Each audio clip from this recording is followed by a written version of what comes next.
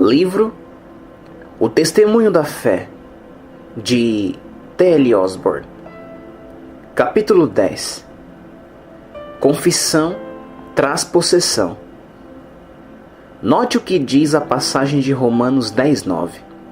Se com a tua boca confessares ao Senhor Jesus, e em teu coração creres que Deus o ressuscitou dos mortos, serás salvo.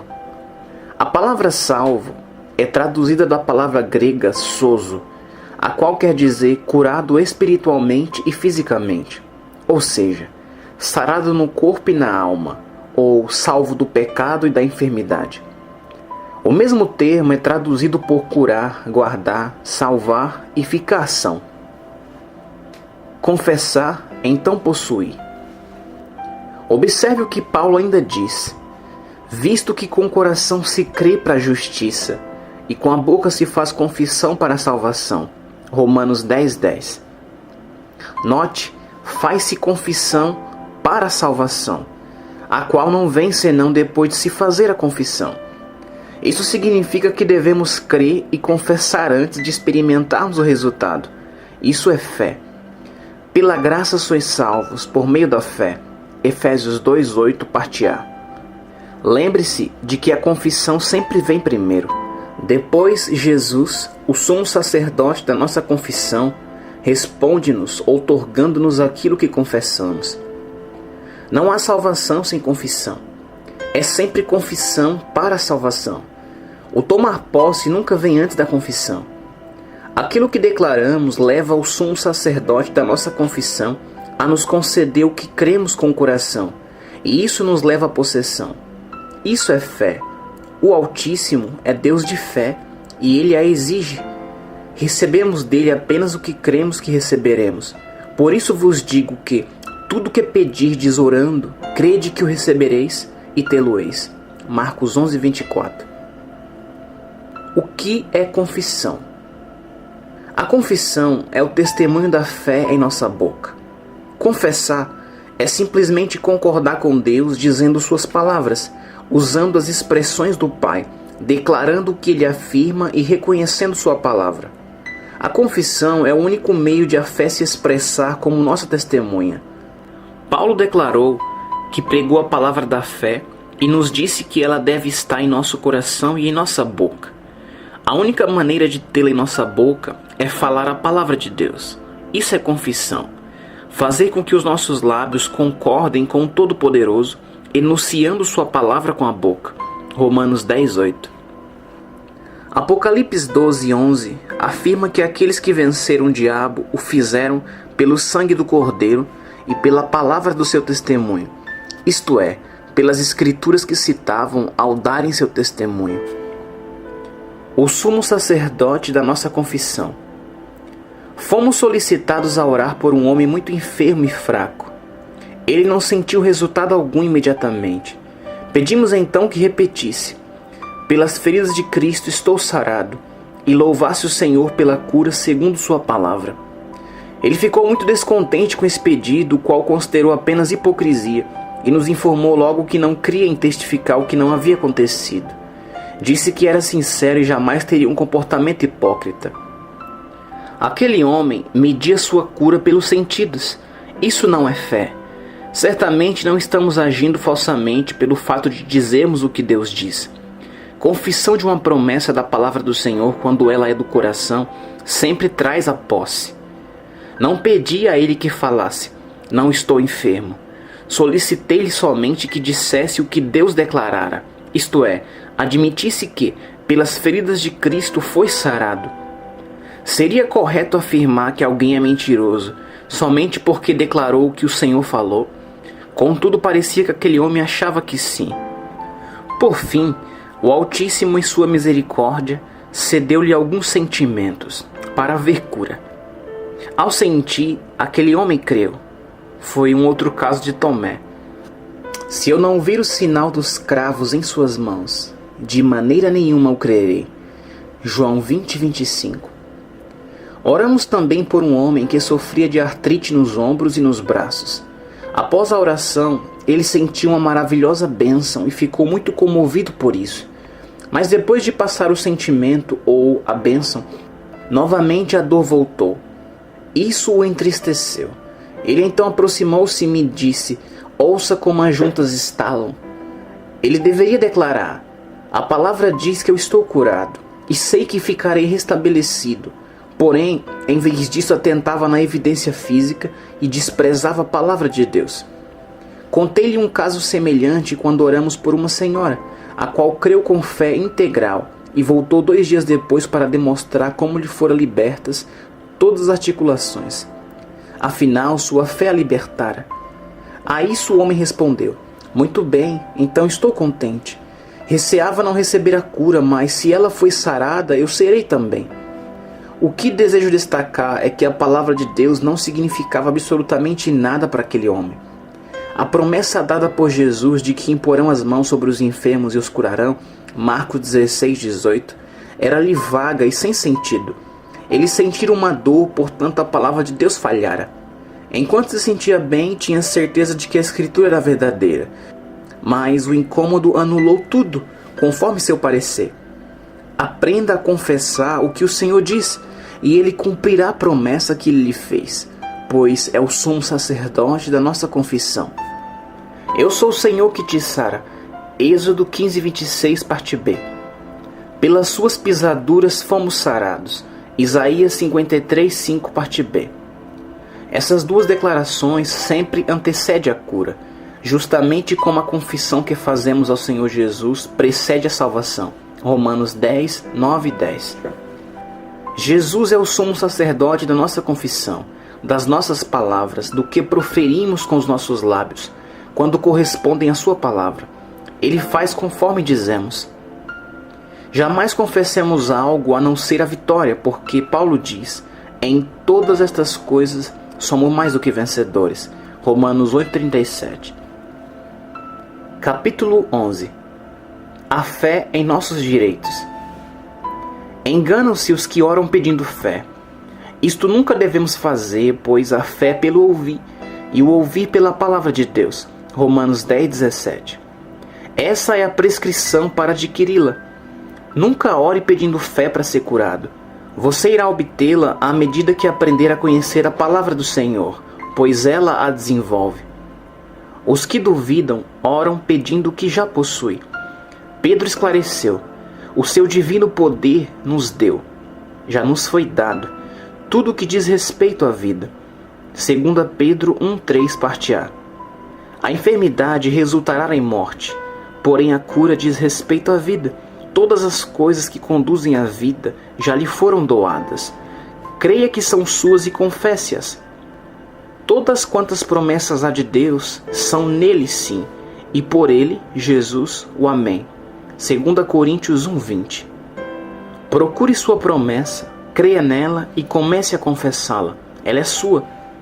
Pelas feridas de Jesus você foi sarado, ou seja, sua cura já foi provida. Não é preciso orar clamando-a.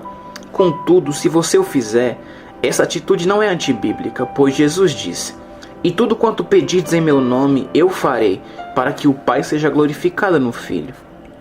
Se pedirdes alguma coisa em meu nome, eu o farei. João 14, 13 e 14. Leia também Tiago 5, do 13 ao 15. Ler a palavra é ouvir Deus falar. Ouça-o dizer: eu sou o Senhor que te sara. Pelas suas pisaduras fomos sarados. Não é necessário orar pedindo fé para crer no fato de que Deus disse a verdade. Você o ouve falar e crê em sua palavra. Agir nessa conformidade é fé. Pode-se orar pedindo restauração, mas a fé gera a cura. Conheça seus direitos e então terá fé. Você pode tomar conhecimento deles somente lendo e ouvindo a palavra. Não acho difícil exercer fé em R$1.000 se sei que tenho essa importância na gaveta. Inconscientemente ponho a minha fé em ação, tirando da gaveta qualquer quantia até essa importância. Posso assinar um cheque nesse valor sem perceber que exercitei fé no talão, no banqueiro, no caixa ou no banco. Sei que o cheque será bom, porque li o extrato da minha conta acusando saldo suficiente. Acredito que podemos ter conhecimento tão pleno da verdade da palavra de Deus que não mais precisaremos exercer conscientemente a nossa fé quando necessitarmos de restauração. Sabemos que a cura é nossa, pois ela já nos foi providenciada. Cristo levou a nossa enfermidade, então somos redimidos dela. O Senhor declara: eu sou o Senhor que te sara. Isso se torna verdade vital e habita em mim. Devemos tratá-la como tratamos a resistência de uma ponte ao atravessarmos o grande desfiladeiro. Não duvidamos da capacidade dessa ponte para sustentar o peso do nosso automóvel. Simplesmente atravessamos, dirigindo nosso carro. Assim pregamos a nossa fé, mas o fazemos inconscientemente. A palavra torna-se tão real e vital que, ao encararmos uma necessidade já providenciada na palavra, atravessamos o impossível, considerando apenas que Deus sustenta essa palavra, a qual não pode falhar. Confessamos sua verdade, sua eficácia e avançamos, não há como falhar. Não mais nos esforçamos para sermos curados, pois o Todo-Poderoso diz que já fomos sarados, e isso é nosso. Devemos confessar essa verdade e agradecer ao Altíssimo, sabendo que é nosso. Não mais nos esforçamos para crer. Somos crentes, cremos se somos salvos, e tudo é nosso. A fé verdadeira toma posse. As posses da fé são tão verdadeiras quanto as físicas. Os assuntos espirituais são tão reais quanto os materiais. Fale a fé e será sempre vencedor. Acostume-se a proferir a linguagem de Deus. Procure conhecer as palavras do Altíssimo e habilite-se a falá-las, pois há abundância delas em seu coração. Capítulo 12. A linguagem da fé. Diz-se: falar é barato. Muitas pessoas passam tempo proferindo palavras vãs. Quando criança, meu pai me dizia: você fala quando deveria escutar. Uma grande parte da fala é feita pelo povo que antes deveria ouvir. Os sábios sempre observam mais do que falam. Suas palavras são poucas, mas poderosas. Perdem-se grandes vitórias por conversa fiada, por palavras ditas desnecessariamente. Jesus a chama de palavras ociosas. De toda palavra ociosa que os homens disserem, hão de dar conta no dia do juízo. Mateus 12:36. Disse Salomão: o que guarda sua boca conserva sua alma. Provérbios 13:3, parte A. Muitos falham em receber, porque erram em reconhecer a importância da sua confissão quanto ao que pedem. Alguns, curados pelo poder de Deus, voltam a ter dores e males e às vezes sofrem de novo a mesma doença. A maior parte quer saber por que isso acontece. Cremos que você compreenderá o porquê disso e que não lhe sobrevirá mais a enfermidade ao acabar de ler esta mensagem. Confessamos inconscientemente o que cremos. A fé sempre se refere ao que é pedido em oração, como se já estivesse nas mãos, mesmo antes de visto, ouvido ou sentido. Quando você confessar está enfermo, é porque crê mais na enfermidade do que na cura. Proferimos com os lábios o que cremos no coração. Do que há em abundância no coração, disso fala a boca. Mateus 12:34. Veja o exemplo. Certa vez, oramos por um doente em sua casa. Deus tocou maravilhosamente o corpo daquele homem, que, conforme a palavra do Senhor, ficaria bom. Assegurei-o dessa verdade. Ao sairmos da casa, a mãe dele disse: não deixe de orar por ele.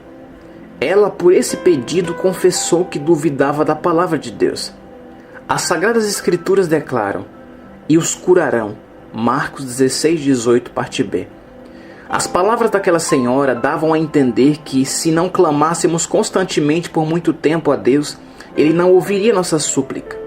A palavra para ela não significava coisa alguma.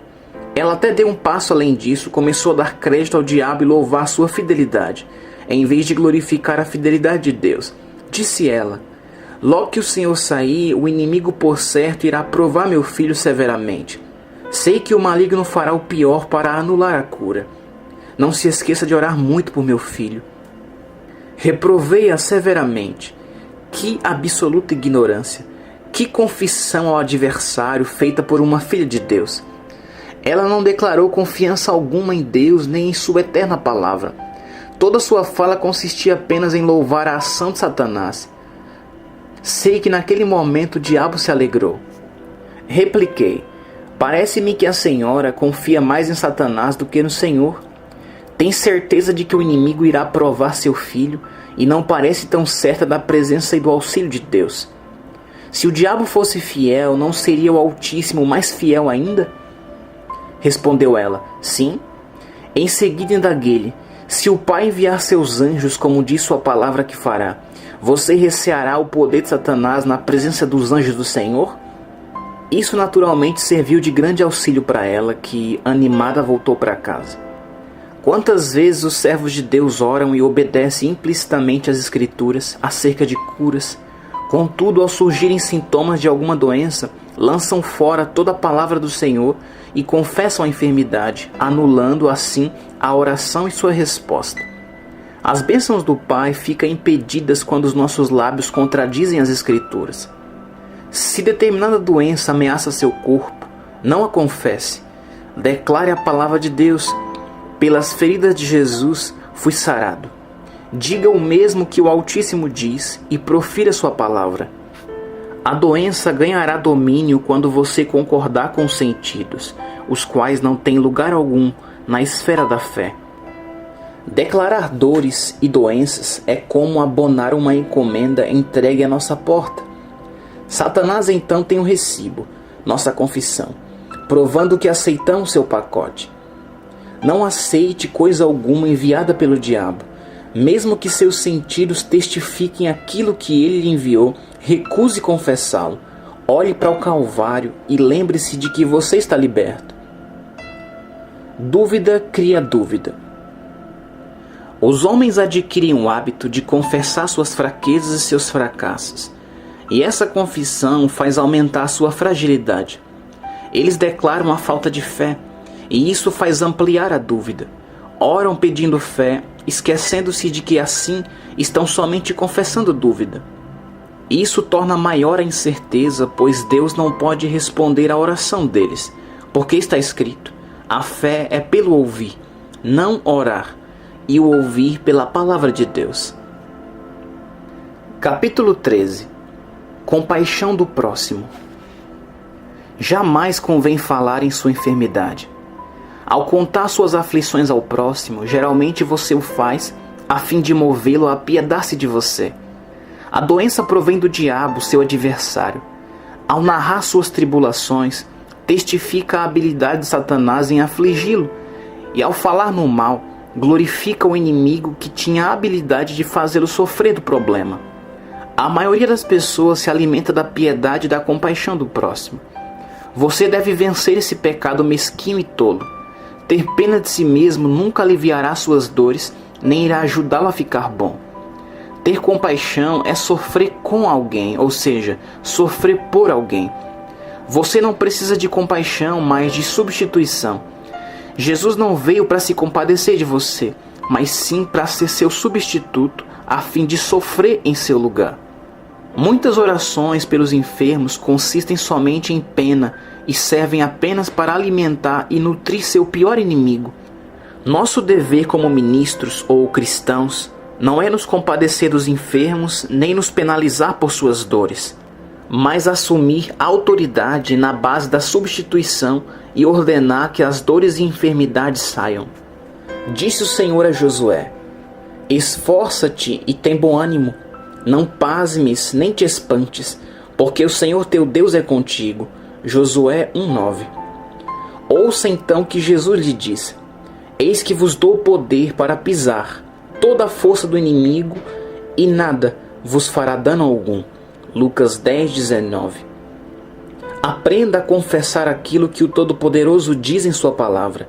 Dessa forma estará repetindo as palavras do Altíssimo, contra as quais poder algum prevalecerá. Agindo assim, será sempre vencedor. Nem o Altíssimo, tampouco sua palavra, reconhecem derrota. Para Deus nada é impossível. Lucas 1:37. A isso pode-se acrescentar: e nada vos será impossível. Mateus 17:20, parte B. Comece a ver que, ao usar as duas armas infalíveis, a palavra de Deus e o nome de Jesus, a irresistibilidade de Deus torna-se sua irresistibilidade. A armadilha alguma preparada por Satanás contra essas ferramentas prosperará. Isaías 54:17.